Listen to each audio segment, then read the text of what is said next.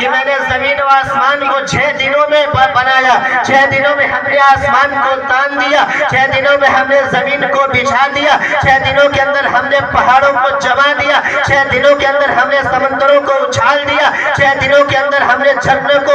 ابال دیا، اور 6 دنوں کے اندر ہم نے درختوں کو شجروں کو زمین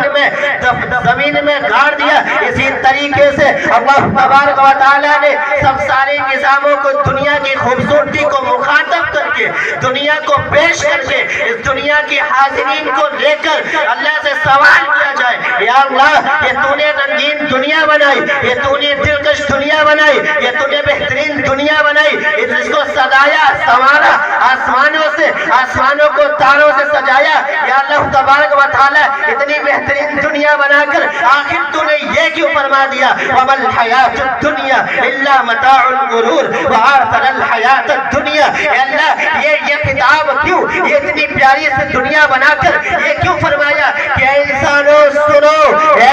اس دنیا میں بسنے والوں، اے اپنی سانسوں کو لینے والوں، اے 60-70 سالہ زندگی جینے والوں سنو، اس رنگین دنیا میں تم جیو، اس رنگین دنیا میں تم رہ رہے ہو، اس رنگین دنیا میں تم پر، لیکن خبردار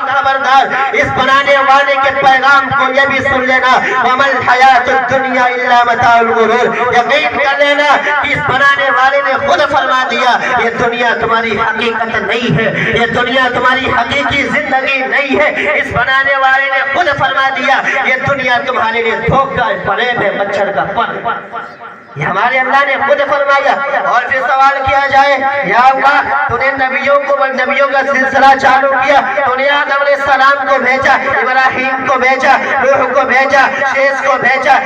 یوسف کو بھیجا، یعقوب کو بھیجا، لوط کو بھیجا، عزیر کو بھیجا، ساری کی امتوں کو بھیج کر یا اللہ تو نے نوح علیہ السلام کو فنا کیا کس گناہ پر کہ انہوں نے آپ کو چھوڑ کر کسی اور کی عبادت کرنا شروع کر دیا۔ آپ نے لوط علیہ السلام کی قوم کو فنا کر دیا، برباد کر دیا، کس بنا پر؟ زنا کا مبتلا ہو گئے۔ آپ نے داؤد علیہ السلام کی قوم کو فنا کر دیا، آپ نے سولہ علیہ السلام کی قوم کو فنا کر دیا، کس بنا پر؟ کہ وَلَا تَنْقُصُوا الْمِكْيَالَ وَالْمِيزَانَ، کہ انہوں نے ترازو میں، انہوں نے تولنے میں، ناپ تول میں انہوں نے کمی پیشی کرنا شروع کر دی۔ یا اللہ چھوٹا سا گناہ کر کے ہلاک کر دیا۔ یا اللہ کون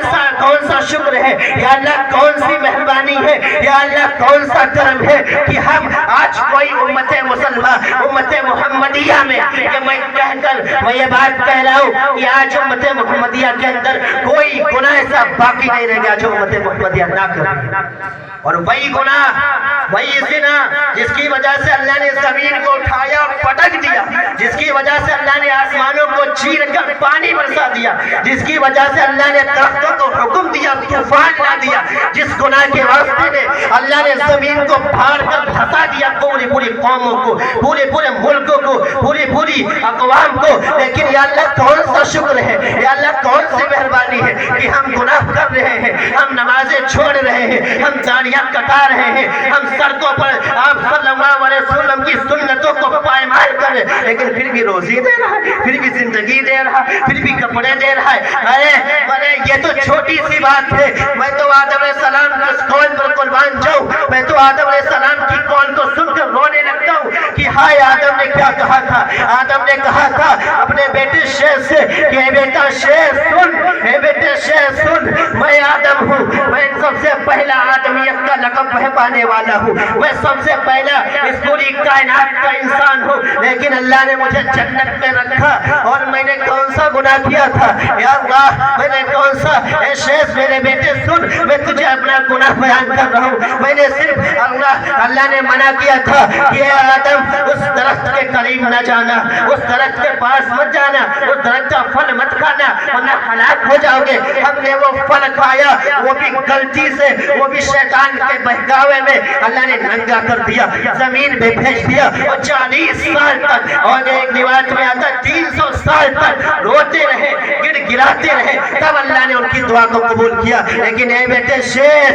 ایک ایسی امت آئے گی، اے بیٹے شیس ایک ایسی امت آئے گی، ایسے انسان آئے گی کہ ان کی قوموں میں، ان کے اندر، ان کی زندگیوں میں زنا عام ہوگا، ان کی زندگیوں میں ایک دوسرے کا بغض کرنا عام ہوگا، ان کی زندگیوں میں ایک دوسرے کی عزتوں کو پائمال کر